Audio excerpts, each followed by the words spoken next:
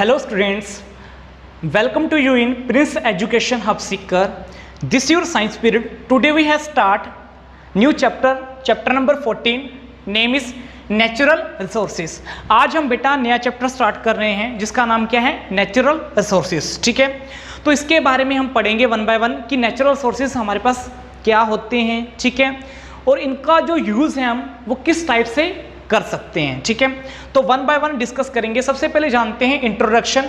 Okay, तो introduction में सबसे पहले आता है हमारे पास कि जो हमारा अर्थ है, ठीक है, वो एक ऐसा प्लेनेट है जिसके ऊपर हमारे पास क्या है बेटा, लाइफ संभव है. ठीक है, अगर अदर प्लेनेट्स की बात करें तो वहाँ पे लाइफ संभव नहीं है. ये हम साइंटिफिक वे से जान चुके हैं कि सिर्फ हमारे पास हमारे यूनिवर्स के अंदर अभी तक सिर्फ अर्थ ही ऐसा प्लेनेट है जिसके ऊपर लाइफ संभव है, ड्यू टू उसकी एटमॉस्फेरिक कंडीशन के कारण, उसके जियोग्राफिकल इन्वायरमेंट के कारण. हमारे पास ये जो हमारा इन्वायरमेंट है और जो हमारा एटमॉस्फेयर है उसके कारण ही हमारा जो लाइफ की जो पॉसिबिलिटी है वो अर्थ पे हुई है. अगर हम अदर प्लेनेट की बात करें, उनके साथ अर्थ का कंपैरिजन करें तो हमें काफ़ी सारी ऐसी चीज़ वहाँ पे अनअवेलेबल फॉर्म में मिलती हैं. जैसे मार्स की बात करें तो मार्स का जियोग्राफिकल जो एरिया है वो बिल्कुल क्या है, सही है, लेकिन वहाँ पे क्या है, एटमॉस्फेयर की कमी है, इसलिए वहाँ पे लाइफ की पॉसिबिलिटी संभव नहीं हो सकती. तो हमारे पास जो अदर प्लैनेट्स हैं बेटा, या जो अदर हमारे पास सैटेलाइट हैं, उनके अंदर लाइफ की पॉसिबिलिटी इसलिए नहीं हो सकती क्योंकि किसी प्लेनेट के अंदर हमारे पास क्या होता है, एटमॉस्फेयर की कमी होती है, कहीं पे जियोग्राफिकल जो कंडीशन है वो सही नहीं है. तो जो लाइफ का जो प्रोसेस है हमारे पास सिर्फ हमारे पास किसके ऊपर है बेटा, हमारी अर्थ के ऊपर ही है. तो हम इसलिए हम कह सकते हैं कि जो अर्थ हमारे पास एक ऐसा प्लेनेट है जिसके ऊपर लाइफ हमारे पास क्या है, ह्यूमन बींग्स की फॉर्म में या अदर एनिमल्स या प्लेनेट्स की फॉर्म में पॉसिबल है. ठीक है, अब बात करते हैं हमारे पास इसके अंदर जो लाइफ की पॉसिबिलिटी हुई है हमारे पास अर्थ के ऊपर, वो कैसे हुई है. ठीक है, अगर हम लाइफ की पॉसिबिलिटी देखें अर्थ के ऊपर तो आजकल के जो साइंटिस्ट हैं वो ये कहते हैं कि जो लाइफ की पॉसिबिलिटी है वो अर्थ के ऊपर जब लिविंग हमारे पास कंपोनेंट या नॉन लिविंग कंपोनेंट उनका आपस में क्या हुआ, इंटरेक्शन हुआ, जिनकी वजह से हमारे पास क्या हुआ है, लाइफ की पॉसिबिलिटी हुई है. ठीक है, तो हम यही कह सकते हैं कि जो नॉन लिविंग कंपोनेंट थे उनका हमारे एटमॉस्फेयर के साथ कुछ ना कुछ इंटरेक्शन हुआ, जिसकी वजह से आजकल जितने भी लिविंग ऑर्गेनिज्म आपको अर्थ के ऊपर दिखाई दे रहे हैं वो किसकी वजह से हैं, हमारे जो नॉन लिविंग थिंग्स थे उनका इंटरेक्शन हुआ था हमारे एटमॉस्फेयर के साथ, हमारे जियोग्राफिकल इन्वायरमेंट के साथ, इसलिए हमारे पास अर्थ के ऊपर लाइफ की पॉसिबिलिटी हो पाई है. ठीक है, अब अर्थ के बारे में जानते हैं कि अर्थ हमारे पास है क्या. ठीक है, तो सबसे पहले हम बात जानते हैं कि जो हमारे पास अर्थ है वो है क्या. आपको पता है हमारे पास जो अर्थ है उसके ऊपर अगर देखा जाए तो हमारे पास 75% क्या है, वाटर है. वाटर एग्जिस्ट करता है किसके ऊपर, अर्थ के ऊपर, और 25% ही हमारे पास क्या है, लैंड एरिया है किसके ऊपर, अर्थ के ऊपर. ठीक है, फिर हम बात करते हैं कि हमारे पास जो अर्थ है उसके अंदर जो नेचुरल रिसोर्सेज हैं वो कौन कौन से हैं. देखा जाए तो हमारे पास जैसे लैंड, वाटर और ये जो एयर है ये हमारे पास क्या है, नेचुरल रिसोर्सेज हैं. इन तीनों रिसोर्सेज के कारण ही हमारे पास लाइफ की पॉसिबिलिटी हो पाई है किसके ऊपर बेटा, अर्थ के ऊपर. क्योंकि आपको पता है कि ये जो हमारे पास तीनों रिसोर्सेज होते हैं जैसे लैंड है, वाटर है या एयर है, इन तीनों के कारण ही हमारे पास लाइफ की पॉसिबिलिटी हो पाई है किसके ऊपर बेटा, अर्थ के ऊपर. ठीक है, नेक्स्ट हम बात करते हैं कि हमारे पास जो अर्थ का एटमॉस्फेयर है, ठीक है, उसके अंदर काफ़ी सारी लेयर्स के बारे में आपने सुन रखा होगा, जैसे हाइड्रोस्फीयर, लिथोस्फीयर या बायोस्फीयर. इनके बारे में भी आपने सुन रखा होगा कि लिथोस्फीयर क्या होता है या हाइड्रोस्फीयर क्या होता है या बायोस्फीयर क्या होता है. तो वन बाय वन इनके बारे में जानते हैं. सबसे पहले बात है हमारे पास आती है जो अर्थ के अंदर जो लेयर होती है, सबसे पहले है लिथोस्फीयर. लिथोस्फीयर जो है वो आउटर क्रस्ट लेयर होती है किसकी, अर्थ की. ओके, याद रख लेना. लिथोस्फीयर क्या होता है बेटा, आउटर क्रस्ट लेयर होती है किसकी, अर्थ की. और जो हमारे पास हाइड्रोस्फीयर होता है, हाइड्रोस्फीयर क्या होता है, हमारे पास वो लेयर जिसके अंदर हमारे पास क्या हो, वाटर मौजूद हो, वाटर प्रेजेंट हो जिस लेयर के अंदर, उसको बोलते हैं बेटा हाइड्रोस्फीयर लेयर. जब हमारे पास लिथोस्फीयर और हाइड्रोस्फीयर इन दोनों का आपस में क्या होता है, इंटरेक्शन होता है, जहाँ पे जाके ये दोनों हमारे पास लेयर जो मिलती हैं उससे क्या बनती है बेटा, बायोस्फीयर लेयर बनती है, ठीक है। तो याद रख लेना, हमारे पास बायोस्फीयर लेयर तब बनती है जब हमारे पास हाइड्रोस्फीयर लेयर और लिथोस्फीयर जो लेयर है उनका आपस में इंटरेक्शन हो, वहां पे हमारे पास क्या बनती है, बायोस्फीयर लेयर बनती है। और इसी बायोस्फीयर लेयर की वजह से हमारे पास आज हमारे लिविंग ऑर्गेनिज्म पॉसिबिलिटी हो पाई है, किसके ऊपर, अर्थ के ऊपर, ठीक है। तो जहां पे बायोस्फीयर हमारे पास एग्जिस्ट करता है वहां पे हमारे पास क्या प्रेजेंट है बेटा, लिविंग थिंग्स प्रेजेंट है। तो इसलिए हम कह सकते हैं कि बायोस्फीयर जो हमारे पास बायोस्फीयर हमारे लिए क्यों जरूरी है, क्योंकि लाइफ की पॉसिबिलिटी बायोस्फीयर के बिना संभव नहीं है, ठीक है। उसके बाद हम बात करते हैं बेटा, ये जो लैंड, वाटर और जो एयर है, ये तीनों के कारण ही हमारे पास एग्जिस्टेंस हुई है लिविंग थिंग्स की, ठीक है। अगर लैंड, वाटर या एयर ना होती तो हमारे पास लिविंग थिंग्स की पॉसिबिलिटी संभव नहीं थी, ठीक है। उसके बाद बात करते हैं हम एटमॉस्फेयर की। तो मैंने आप एटमॉस्फेयर के बारे में बता दिया है कि एटमॉस्फेयर क्या होता है, जो हमारा सराउंडिंग एरिया जिसके अंदर हमारे पास क्या है, एयर प्रेजेंट है, that is known as a atmosphere, ठीक है। अर्थ के अंदर एटमॉस्फेयर की अगर हम डेफिनेशन दें तो क्या हो सकती है कि वो एरिया, जिस एरिया के अंदर हमारे पास क्या प्रेजेंट है बेटा, एयर प्रेजेंट है, that is known as a atmosphere, ठीक है। उसके बाद बात करते हैं हम बेटा, हमारे जो अर्थ है उसके ऊपर काफ़ी सारे कंपोनेंट होते हैं। कुछ कंपोनेंट बायोटिक कंपोनेंट बोलते हैं, कुछ को एबायोटिक कंपोनेंट बोलते हैं, ठीक है। अब ये बायोटिक और एबायोटिक कंपोनेंट क्या होते हैं, सुनो ध्यान से। What is the meaning of biotic component and abiotic component. Biotic component क्या होते हैं, जो हमारे पास मेल खाते हैं किसके साथ, लिविंग थिंग्स के साथ, ठीक है। मान लो कि हमारे पास बायोटिक कंपोनेंट क्या होंगे, जैसे कि जो भी लिविंग थिंग्स हमारे पास प्रेजेंट हैं किसके ऊपर, हमारी अर्थ के ऊपर, वो बिलोंग्स करती हैं किसको बेटा, बायोटिक कंपोनेंट को। और एबायोटिक कंपोनेंट क्या होते हैं, जो नॉन लिविंग थिंग्स एग्जिस्ट करती हैं किसके ऊपर, हमारी अर्थ के ऊपर, वो एबायोटिक कंपोनेंट है। तो एबायोटिक कंपोनेंट कौन से होंगे, जैसे वाटर, लैंड और एयर, ये हमारे पास क्या है, एबायोटिक कंपोनेंट हैं। और बायोटिक कंपोनेंट में क्या होंगे, जो एनिमल हैं, प्लांट हैं, ह्यूमन बींग्स हैं, ये एग्जिस्ट करते हैं किसके अंदर बेटा, बायोटिक कंपोनेंट के अंदर, ठीक है। तो हमारे पास दो कंपोनेंट हैं, एक बायोटिक है जिसके अंदर लिविंग थिंग्स एग्जिस्ट करती है, और एबायोटिक कंपोनेंट क्या होते हैं, जिसके अंदर नॉन लिविंग थिंग्स एग्जिस्ट करती है, ओके। तो वन बाय वन हमने इसके बारे में जान लिया। सबसे पहले क्या था हमारे पास बेटा, हमने नेचुरल रिसोर्सेज के बारे में पढ़ लिया, ठीक है, कि हमारे पास इंट्रोडक्शन के अंदर क्या था कि अर्थ के अंदर सिर्फ अर्थ ही हमारे पास एक ऐसा प्लेनेट है जिसके ऊपर लाइफ की क्या है बेटा, पॉसिबिलिटी है। फिर हमने इसके अंदर जाना कि हमारे पास कुछ ऐसे नेचुरल रिसोर्सेज हैं जिनके कारण ही हमारे पास क्या हुआ है, लाइफ की एग्जिस्टेंस हुई है किसके ऊपर, अर्थ के ऊपर, जैसे लैंड, वाटर और एयर के कारण। फिर हमने ये जाना कि एटमॉस्फेयर क्या होता है, ये जो सराउंडिंग एरिया है जिसमें एयर प्रेजेंट है, that is known as atmosphere. फिर हमने ये जाना कि हमारे पास अर्थ के अंदर काफ़ी सारी लेयर होती हैं, जैसे हाइड्रोस्फीयर लेयर, लिथोस्फीयर या बायोस्फीयर लेयर, ठीक है। तो मेनली हमने इनके बारे में जान लिया। फिर हमने जाना बायोटिक कंपोनेंट क्या होते हैं और एबायोटिक कंपोनेंट क्या होते हैं, ठीक है।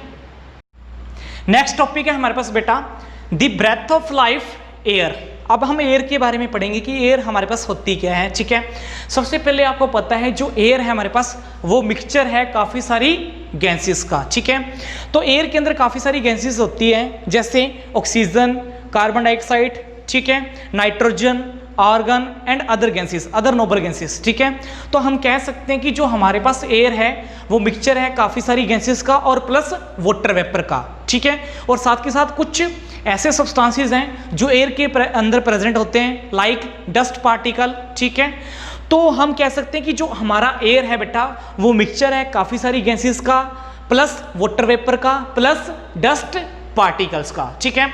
फिर इन्हीं कंपोजिशन की वजह से हमारे पास क्या हुआ है, हमारी अर्थ के ऊपर लाइफ संभव हुई है, क्योंकि हमारे पास क्या है, जो एयर है वो मिक्सचर है काफ़ी सारी गैसेस का, जिसकी वजह से हमारे पास क्या कह सकते हैं हम बेटा कि इन एयर के अंदर हमारे पास इन्हीं मिक्सचर की वजह से, गैसेस की मिक्सचर की वजह से हमारे पास क्या हुआ है, लाइफ संभव हुई है किसके ऊपर, हमारी अर्थ के ऊपर। अब ये समझाऊंगा कि इन मिक्सचर की वजह से कैसे लाइफ संभव हुई है अर्थ के ऊपर, वो हम आगे डिस्कस करेंगे। देखो आपने देखा होगा बेटा हमारे पास जो अदर प्लैनेट्स हैं लाइक वीनस और मार्स, ठीक है।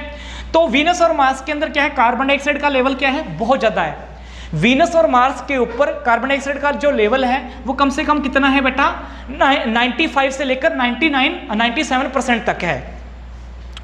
तो वहां पे कार्बन डाइऑक्साइड का लेवल ज्यादा है, ऑक्सीजन का क्या होगा, कम होगा, इसलिए वहां पे जो लाइफ की पॉसिबिलिटी है बेटा वो बहुत ही कम है। ठीक है, क्योंकि हमारा जो एटमॉस्फेयर है उसके अंदर जो हमारे पास गैसेस का मिक्सचर है वो स्टेबल फॉर्म में है, इसलिए यहाँ पे लाइफ संभव है अर्थ के ऊपर। लेकिन वीनस और मार्स के ऊपर ऐसा नहीं है बेटा, वहाँ पे कार्बन डाइऑक्साइड का लेवल ज़्यादा है और जियोग्राफिकल कंडीशन एरिया भी सही नहीं है। ठीक है, एटमॉस्फेरिक एरिया भी हमारे पास सही नहीं है, जिसकी वजह से वीनस और मार्स के ऊपर हमारे पास क्या नहीं हो सकता बेटा, जीवन संभव नहीं हो सकता। ठीक है, लाइफ की पॉसिबिलिटी वहाँ पे नहीं है। फिर हम बात करते हैं कि हमारे पास ये जो मिक्सचर थे गैसेस के, इनकी वजह से हमारे पास लाइफ क्यों पॉसिबल हुई है अर्थ के ऊपर। इसके पीछे मेन रीजन है, सुनो ध्यान से, मेन रीजन क्या हो सकते हैं बेटा। जैसे हम बात करते हैं, हमने पीछे चैप्टर नंबर 5 के अंदर डिस्कस किया था इक्रोटिक सेल और प्रीक्रोटिक सेल के बारे में। ठीक है, इक्रोटिक सेल और प्रीक्रोटिक सेल के बारे में डिस्कस किया था कि हमारे पास जो इक्रोटिक सेल होते हैं, इक्रोटिक सेल वाले ऑर्गेनिज्म और प्रीक्रोटिक सेल वाले जो ऑर्गेनिज्म होते हैं वो क्या करते हैं, ऑक्सीजन को लेते हैं, और ऑक्सीजन को जब वो लेते हैं तो ऑक्सीजन की वजह से वो क्या करते हैं बेटा, काफ़ी सारी ऐसी चीज़ें को किसी अदर फॉर्म में क्या करते हैं, कन्वर्ट करते हैं। ठीक है, जैसे मान लो कि मैंने आपको बता रखा है कि फॉर एग्जांपल लें इक्रोटिक सेल और प्रीक्रोटिक सेल की, तो काफ़ी सारे ऐसे ऑर्गेनिज्म हैं क्या करते हैं, सबसे पहले देखो कार्बन डाइऑक्साइड प्लस वाटर, ठीक है, किसकी प्रेजेंस में, ऑक्सीजन की प्रेजेंस में, इस चीज़ को कन्वर्ट किस में करते हैं बेटा, ग्लूकोज के अंदर, प्लस क्या निकालते हैं बाहर, ऑक्सीजन रिलीज करते हैं और प्लस कुछ एनर्जी रिलीज करते हैं। ठीक है, तो हमारे पास काफ़ी सारे ऐसे ऑर्गेनिज्म हैं, कौन से, इक्रोटिक सेल और प्रीक्रोटिक सेल, वो क्या करते हैं बेटा, हमारी अर्थ के ऊपर लाइफ की पॉसिबिलिटी करते हैं। जैसे मान लो कि कार्बन डाइऑक्साइड प्लस वाटर मिल गया, किसकी प्रेजेंस में, ऑक्सीजन की प्रेजेंस में, तो क्या बन गया, ग्लूकोज प्लस ऑक्सीजन और ज़्यादा रिलीज होगी, प्लस हमारे पास क्या हुआ बेटा, एनर्जी हमारे पास क्या हुई, रिलीज हुई। तो इसकी फॉर्म में हमारे पास क्या होता है बेटा, अगर ये फॉर्म हो हमारे पास, तो इस फॉर्म में हमारे पास क्या होगा, काफ़ी सारे ऐसे ऑर्गेनिज्म हैं, उनके लिए क्या होगा बेटा, फूड तैयार हो सकता है, या इन दी प्रेजेंस ऑफ, यहाँ पे लगाएं बेटा सनलाइट। ठीक है, तो सनलाइट की प्रेजेंस में हमारे पास क्या होगा, फोटोसिंथेसिस रिएक्शन हो सकता है। फोटोसिंथेसिस रिएक्शन क्या होता है कि जब हमारे पास carbon dioxide plus water in the presence of sunlight क्या बनता है, ग्लूकोज प्लस ऑक्सीजन प्लस कुछ अमाउंट में एनर्जी हमारे पास क्या होती है, रिलीज होती है।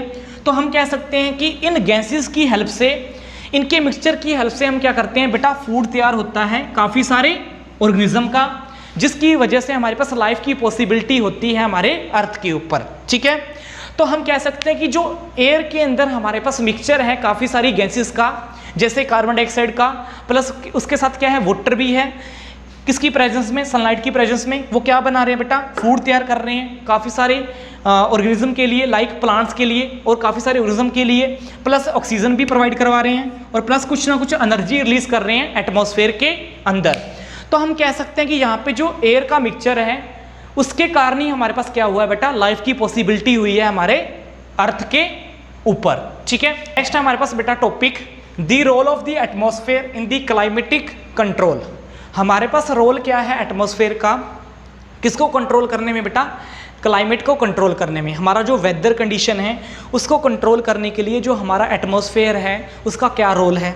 सबसे पहले एटमॉस्फेयर की बात करते हैं, जो हमारे आसपास के एरिया के अंदर जो ब्लैंकेट है किसका, एयर का, उसको बोलते हैं बेटा एटमॉस्फेयर। ठीक है, फिर उसके बारे में बात करते हैं कि हमारे पास जो एटमॉस्फेयर होने की वजह से हमारी अर्थ के ऊपर जो हमारा टेम्परेचर है वो एवरेज रहता है। ठीक है, अर्थ के ऊपर ना तो टेम्परेचर इतना ज़्यादा हाई होता है ना इतना ज़्यादा क्या होता है, लो होता है, वो बैलेंस में रहता है, किसकी वजह से, एटमॉस्फेयर की वजह से। ठीक है, अगर डे की बात करें तो डे के अंदर भी हमारा जो एटमॉस्फेयर है अर्थ के ऊपर वो एवरेज सा रहता है, और नाइट के दौरान भी हमारे पास क्या होता है बेटा, हमारा जो टेम्परेचर है वो इतना ज़्यादा बिलो नहीं जाता, वो एवरेज में रहता है। सिर्फ इसलिए हम कह सकते हैं कि जो हमारा एटमॉस्फेयर है उसी की वजह से हमारा जो क्लाइमेटिक कंडीशन है वो बैलेंस में रह रही है। ठीक है, अब देखेंगे कि हमारे पास अगर देखा जाए कि हमारे पास मून है, जैसे ठीक है। मून की अगर बात करें तो मून के ऊपर कोई भी एटमॉस्फेयर नहीं है, ठीक है। मून के अंदर एटमॉस्फेयर है या नहीं है? नहीं है,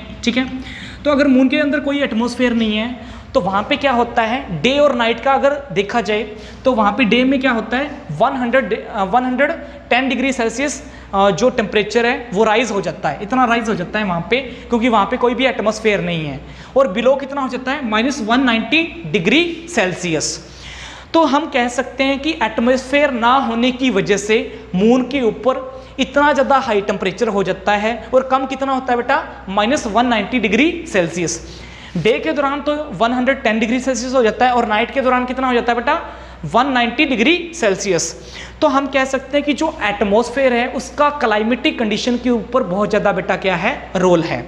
जैसे अगर आप देखोगे डे नाइट के अंदर एवरेज टेम्परेचर रहता है और नाइट के दौरान क्या होता है, हमारी जो हीट है वो स्पेस से बाहर नहीं जा पाती। अगर हमारी हीट जो स्पेस से बाहर नहीं जाएगी तो उसका जो टेम्परेचर है वो एवरेज रहता है, ठीक है। तो हमारा एटमॉस्फेयर जो है एक ऐसा रोल निभाता है किसके रिस्पेक्ट में बेटा, क्लाइमेटिक कंडीशन के रिस्पेक्ट में, जिसकी वजह से हमारी अर्थ के ऊपर जो टेम्परेचर है वो बेटा क्या रहता है, नॉर्मल रहता है।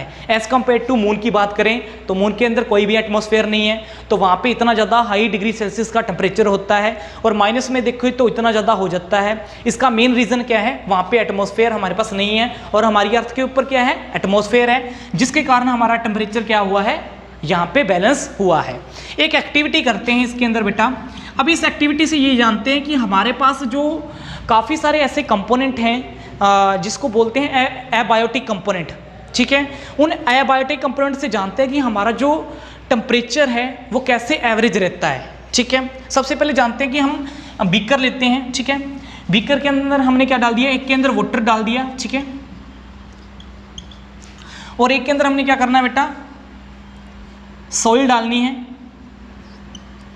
और थर्ड बीकर के अंदर हमने क्या किया है, एयर को फिल किया है। तो ये टाइट होना चाहिए, क्लोज बीकर होना चाहिए, ठीक है, क्लोज कंटेनर होना चाहिए जिसके अंदर हमने एयर को फिल किया है। अब तीनों के अंदर क्या लगाने हैं, हमने थर्मोमीटर लगाने हैं, ठीक है। तीनों के अंदर हमने क्या लगाने हैं, थर्मोमीटर लगाने हैं, जिसके अंदर हमने वाटर डाला है, जिसके अंदर सॉइल डाली है और जिसके अंदर हमने एयर फिल किया है, ठीक है।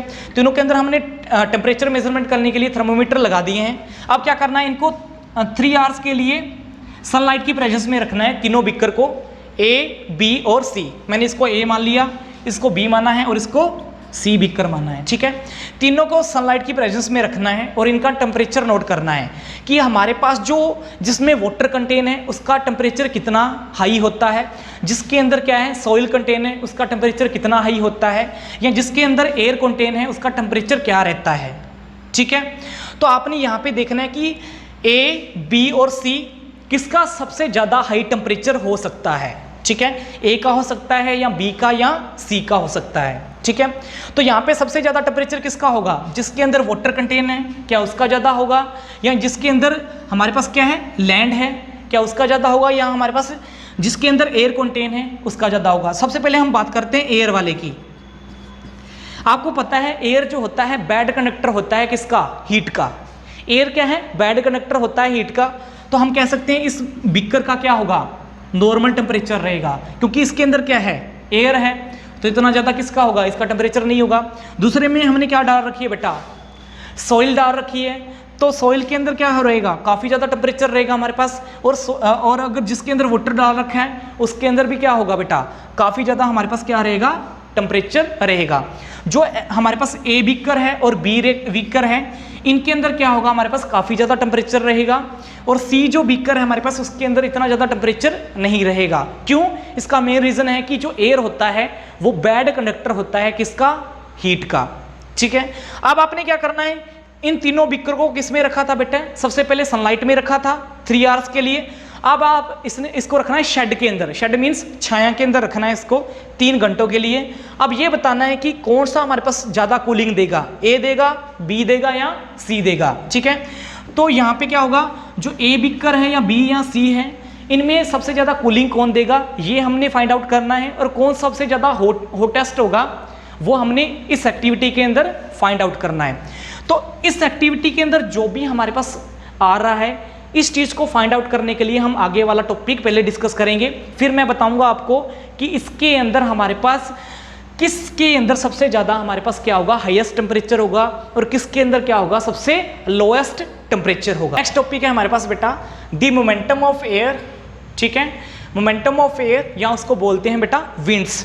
विंड हमारे पास क्या होती है, जो एयर हमारे पास ब्लो कर रही है one place to another place, या जिस एयर के अंदर हमारे पास मोमेंटम हो रहा है उसको हम डिनोट करते हैं किससे, विंड से।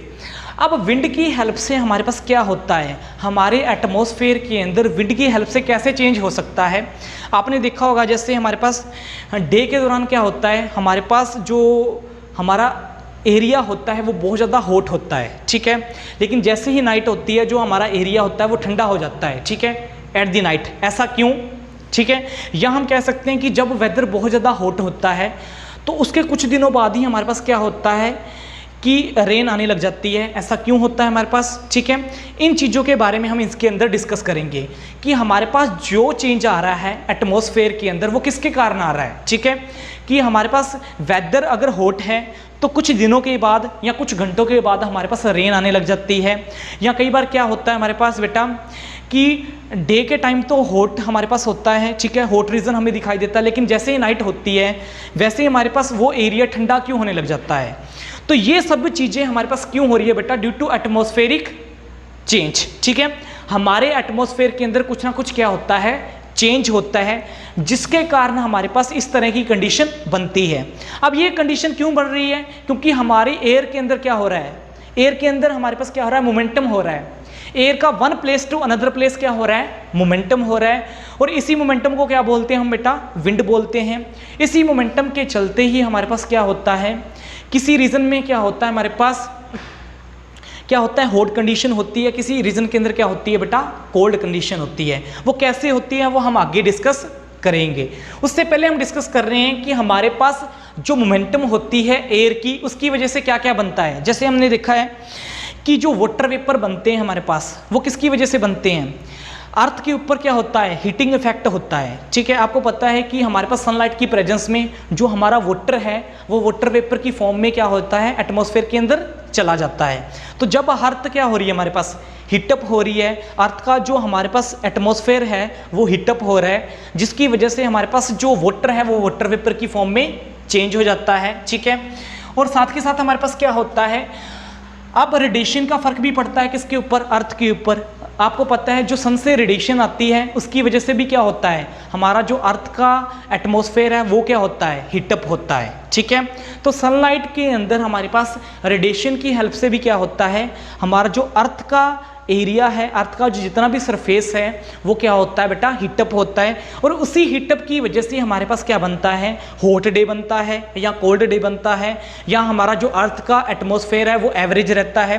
डे के नाइट तो हॉट होता है और नाइट के टाइम क्या होता है, कूल होता है। ठीक है, फिर हम बात करते हैं इसके बेटा कि हमारे पास रेडिएशन के कारण क्या होता है, पूरा का पूरा अर्थ का जो एटमॉस्फेयर है वो हॉटअप होने लग जाता है। ठीक है, और उस एयर के अंदर एक ऐसा करंट आता है जिसको बोलते हैं कन्वेंशन करंट। ठीक है, अब एयर के अंदर कन्वेंशन करंट क्या होता है, सुनो ध्यान से। एयर के अंदर कन्वेंशन करंट क्या होता है, आपको पता है कि हमारे पास क्या होगा, सनलाइट जब अर्थ के ऊपर फॉल डाउन होती है तो अर्थ का जो एटमॉस्फेयर है लाइक लैंड, वाटर या एयर, वो हीटअप होनी स्टार्ट हो जाती है। अब आपने देखा होगा एयर जब हीटअप होती है तो हमारे पास क्या होता है, वो हीटिंग इफेक्ट छोड़ता है पूरे के पूरे एरिया के अंदर। ठीक है, जिसके कारण हमारा अर्थ का सरफेस एरिया क्या होता है, हॉट होता है। अब इसको हम समझेंगे कन्वेंशन करंट को किसकी हेल्प से, एक एक्टिविटी की हेल्प से। हम एक्टिविटी करते हैं, मान लो कि हमारे पास क्या है, हमने किसी कंटेनर के अंदर एक कैंडल ले रखी है। ठीक है, उस कैंडल को हमने जलाया। ठीक है, अब उस कंटेनर से कुछ दूरी पे हमने क्या रखना है, स्टिक को रखना है, इंसेंस स्टिक को। इंसेंस स्टिक मीन्स अगरबत्ती। अब जैसे ही कैंडल को जलाओगे उसके कुछ दूरी पे जब आप उस किसको रखोगे, इंसेंस को, स्टिक को रखोगे, तो कुछ देर के बाद देखना यहाँ पे रख रहे हो तो कुछ देर के बाद ये जो इंसेंस स्टिक है वो जलने लग जाती है। अब ये जो इंसेंस स्टिक है इससे इतनी दूरी पे है, इतनी डिस्टेंस पे है, लेकिन फिर भी ये जो हमारे पास अगरबत्ती है उसके टच में ना आते हुए फिर भी ये क्या हो रही है, लाइट अप हो रही है, जल रही है। ऐसा क्यों हो रहा है इसके अंदर, क्योंकि हमारे पास आपको पता है एयर के अंदर क्या होता है, हमारे पास एयर के अंदर क्या होता है, कन्वेंशन करंट होता है, जिसकी वजह से एयर के अंदर क्या होता है बेटा, हीटिंग इफेक्ट स्टार्ट हो जाता है, हीटिंग फैक्टर चलना स्टार्ट हो जाता है, जिसकी वजह से जो एयर के पार्टिकल हैं वो भी हीटअप हो जाते हैं, जिसकी वजह से ये जो इंसेंस स्टिक है इतनी दूर है फिर भी ये क्या हो रही है बेटा, जल रही है। वो सिर्फ किसके कारण बेटा, कन्वेंशन करंट के कारण ही क्या होता है बेटा, वो जलती है। क्योंकि हमारे पास जैसे जैसे कैंडल जलेगी तो वो एयर को क्या करेगी बेटा, हीटअप करेगी। जब वो एयर को हीटअप करेगी तो हमारे पास क्या होगा, वो जो इंसेंस स्टिक है वो भी क्या होगी, धीरे धीरे हीटअप होने के कारण जलना स्टार्ट कर देगी। अब उसके अंदर देखना, जैसे वो जलना स्टार्ट करेगी तो उसका जो धुआं है वो अपर साइड की ओर मूव करता है। जो उसका धुआं अपर साइड की ओर मूव कर रहा है, इसका मीनिंग हॉट एयर जो है अपर साइड की ओर मूव करती है, और जो कोल्ड एयर है वो क्या करती है बेटा, डाउन साइड की ओर मूव करती है। हमेशा ध्यान रखने लेना कि हमारे पास जो हॉट एयर होती है वो हमेशा हल्की होती है, वो अपर साइड की ओर मूव करती है, लेकिन हमारे पास जो कोल्ड एयर होती है वो हमेशा ही लोअर साइड की ओर मूव करती है, क्योंकि वो क्या होती है, भारी होती है। तो हमने कन्वेंशन करंट को समझ लिया किसके हेल्प से बेटा, एक्टिविटी की हेल्प से, ठीक है। फिर हम बात करते हैं हमारे पास इसके अंदर, आपको मैंने बता दिया जो कोल्ड एयर है उसकी डायरेक्शन क्या होती है, हॉट एयर की डायरेक्शन क्या होती है। कोल्ड एयर की डायरेक्शन जो होती है अपर साइड की ओर होती है, और हमारे पास हॉट एयर की जो डायरेक्शन होती है वो अपर साइड की ओर होती है, क्योंकि वो क्या होती है बेटा, हल्की होती है, लाइट होती है, जिसके कारण वो राइजेस अप होती हैं। और जो कोल्ड एयर होती हैं बेटा वो क्या होती हैं, हमारे पास उनका वेट ज़्यादा होता है, जिसकी वजह से वो नीचे ठहरती हैं। ओके, उसके बाद हम बात करते हैं इसके अंदर, आपने मेनली देखा होगा कोस्टल रीजन के अंदर। अब हम बात करते हैं बेटा कोस्टल रीजन की, कि कोस्टल रीजन क्या होता है। सुनो ध्यान से, कोस्टल रीजन या कोस्टल एरिया, जिसके अंदर अगर हम बात करें कि कोस्टल रीजन के अंदर हमारे पास क्या होता है, हॉट डे के दौरान या एट नाइट के दौरान, ठीक है, जब हमारे पास एयर मोमेंटम करती है, एयर की मोमेंटम होती है किसी भी कोस्टल रीजन के अंदर, या किसी भी हमारे पास क्या है, कोस्टल रीजन है, जब डे के दौरान हमारे पास उसके अंदर एयर की मोमेंटम होती है तो क्या होता है, जब नाइट के दौरान उसके अंदर एयर की मोमेंटम होती है तब हमारे पास क्या होता है, उसके बारे में इसके अंदर क्या करेंगे, डिस्कस करेंगे। तो कोस्टल रीजन हमारे पास क्या है, जब हमारे पास डे के दौरान हम क्या करते हैं, तो आपको देखा होगा हमारे पास डे के दौरान हमारे पास क्या होता है, कोस्टल रीजन के अंदर एयर क्या होती है, हीटअप होती है। जब एयर के अंदर हीटिंग होनी स्टार्ट हो जाती है तो हमारे पास उस एरिया के अंदर लो प्रेशर बनना स्टार्ट हो जाता है। जब उस एरिया के अंदर लो प्रेशर बनना स्टार्ट हो जाता है तो वो हमारे पास क्या करता है बेटा, एयर को एक जगह से दूसरी जगह पे मूव करवाता है। जब वो एयर को एक जगह से दूसरी जगह पे मूव करवाता है तो उस एयर को क्या बोलते हैं हम बेटा, विंड बोलते हैं। तो आपने देखा विंड कैसे बनना स्टार्ट हुई बेटा, विंड हमारे पास कहाँ से बनी बेटा, कोस्टल रीजन से बनी। कोस्टल रीजन में क्या हुआ, डे के दौरान जब हमारे पास एयर क्या हुई, हीटअप हुई, तो वहाँ पे लो प्रेशर बनना स्टार्ट हुआ एयर के अंदर, जो कि एयर को क्या करवाएगा, मूव करवाएगा one place to another place. Air की मोमेंटम होगी और उसी एयर को क्या बोलते हैं हम बेटा, विंड बोलते हैं, ठीक है। अब देखो हमारे पास क्या होता है, आपने देखा होगा कोस्टल रीजन के अंदर डे के दौरान सी के अंदर क्या होता है, या नाइट के दौरान हमारे पास लैंड के अंदर क्या होता है, ठीक है। आपने छोटी क्लासेस के अंदर डिस्कस किया होगा कि हमारे पास सी और लैंड के ऊपर डे और नाइट में काफ़ी सारे चेंजेस आते हैं, ठीक है। उसके बारे में आपने छोटी क्लासेस के अंदर डिस्कस कर रखा है कि सी और लैंड के अंदर हमारे पास डे और नाइट के अंदर क्या क्या चेंजेस आते हैं, उसके बारे में कुछ ना कुछ यहाँ पे डिस्कस करेंगे। देखो यहाँ पे क्या हो रहा है, सुनो ध्यान से, हमारे पास कि अगर हम बात करें डे की, तो डे के दौरान हमारे पास क्या होता है बेटा, डे के दौरान क्या होता है, हमारे पास जो विंड है, ठीक है, वो हमारे पास क्या होता है, सी से अगर लैंड की ओर मूव कर रही है, ठीक है। अगर हमारे पास क्या होता है, डे के दौरान अगर मान लो कि विंड जो है सी से किसकी ओर मूव कर रही है, लैंड की ओर मूव कर रही है, तो हमारे पास क्या होगा, जो हॉट एयर हैं, जो हमारे पास हॉट एयर हैं वो लैंड के ऊपर क्या करेंगी बेटा, एग्जिस्ट करेंगी, ठीक है। हॉट एयर जो है लैंड के ऊपर क्या करेंगी, एग्जिस्ट करेंगी, ठीक है। अगर हम बात करें नाइट की, तो नाइट के दौरान क्या होगा, अगर मान लो कि लैंड से जो हमारे पास क्या हो रहा है, लैंड से जो हमारे पास एयर है अगर वो सी की ओर मूव कर रही हैं, तो नाइट के दौरान क्या होता है, कूलिंग इफेक्ट छोड़ना स्टार्ट हो जाता है। तो नाइट के दौरान क्या होता है, आपने देखा होगा कि नाइट के दौरान हमारे पास क्या होता है, कूलिंग इफेक्ट धीरे धीरे होना स्टार्ट हो जाता है। हमारी जो लैंड है या हमारे जो सी है उसके अंदर कूलिंग इफेक्ट स्टार्ट हो जाता है, मतलब धीरे धीरे वो ठंडे होने लग जाते हैं। अब ये बताओ यहाँ पे मेरे को कि सबसे पहले जो हमारे पास लैंड ठंडा होता है या सी जो है वो कूल डाउन होता है। तो यहाँ पे अगर देखेंगे तो हमारे पास लैंड ज़्यादा कूल डाउन होती है एज़ कम्पेयर टू सी। सी जो है हमारे पास देखा जाए लैंड सबसे ज़्यादा ठंडी होती हैं एज़ कम्पेयर टू सी। सी के अंदर क्या होता है, वाटर होता है जो धीरे धीरे हमारे पास क्या होता है बेटा, कूल डाउन होता है। लेकिन लैंड क्या होती है, एट नाइट हमारे पास क्या होती है, ज़्यादा ठंडी होती है एज़ कम्पेयर टू सी। ठीक है, उसके बाद हम बात करते हैं हमारे पास कि हमारे पास देखा जाए वार्म रीजन कौन सा रहेगा। हमारे पास वार्म रीजन कौन सा रहेगा, लैंड रहेगा या सी का लेवल रहेगा। ठीक है, तो यहाँ पे अगर देखा जाए तो हमारे पास एयर के जो वाटर हैं, अगर मान लो कि हमारे पास सी के अंदर वाटर है और उसके ऊपर जो पार्टिकल हैं वो ज़्यादा गर्म रहते हैं। मान लो कि अगर हमारे पास सी है, सी के जो अपर वाले पार्टिकल होते हैं वो ज़्यादा गर्म रहते हैं एज़ कम्पेयर टू लैंड वाले वाटर वाले पार्टिकल से। अगर मान लो कि लैंड है तो लैंड एट नाइट हमारे पास ठंडी क्यों होती है इतनी ज़्यादा, क्योंकि वहाँ के जो एयर के पार्टिकल होते हैं वो ज़्यादा कूल डाउन होते हैं एज़ कम्पेयर टू सी के वाटर के पार्टिकल से। ठीक है, उसके बाद हम बात करते हैं इसके अंदर, नेक्स्ट हम चलते हैं कि हमने ये जो हमारा पूरा का पूरा मोमेंटम जो एयर का ये जो टॉपिक किया है इसके अंदर हमारे पास किस चीज़ की अपीयरेंस हमें दिखाई दे रही है। तो अपीयरेंस क्या हो रहा है इसके अंदर, सुनो ध्यान से। Appearance of area low and high pressure in coastal area at night. ठीक है, अपीयरेंस किसका हो रहा है बेटा, उन एरिया के अंदर लो और हाई प्रेशर का कोस्टल एरिया के अंदर एट नाइट के अंदर, कि हमारे पास क्या हो रहा है कि कई बार एयर का प्रेशर लो हो रहा है, कई जगह पे एयर का प्रेशर क्या हो रहा है, हाई एग्जिस्ट कर रहा है कोस्टल एरिया के अंदर एट दी नाइट, जिसकी वजह से हमारे पास क्या होता है कई जो रीज़न होते हैं वो हॉट होते हैं और कई जो रीज़न होते हैं वो कूल डाउन होते हैं। तो हम यहाँ पे क्या कह सकते हैं बेटा कि एटमॉस्फेयर के अंदर हमारे पास चेंजेस आने वजह से हमारे पास कुछ जो रीज़न हैं, कुछ जो एरिया हैं वो हॉट होते हैं और कुछ जो रीज़न होते हैं वो कूल डाउन होते हैं। तो यहाँ पे जो मोमेंटम हो रही है एयर की, जो मोमेंटम हो रही है एयर की, उसकी वजह से हमारे पास क्या हो रहा है बेटा, इसके ऊपर क्या इफेक्ट पड़ रहा है हमारे पास कि हमारे पास मोमेंटम आने की वजह से एयर के अंदर एटमॉस्फेयर के अंदर बहुत सारा चेंजेस होता है। एटमॉस्फेयर हॉट इसलिए होता है क्योंकि एटमॉस्फेयर के अंदर काफ़ी सारा चेंजेस आता है हीटिंग की वजह से, और इसलिए कूल डाउन होता है क्योंकि एटमॉस्फेयर के अंदर फिर क्या आ रहा है हमारे पास, चेंजेस आ रहा है। ठीक है, तो ये हमने डिस्कस कर लिया बेटा इस चैप्टर के अंदर। Thanks for watching this video.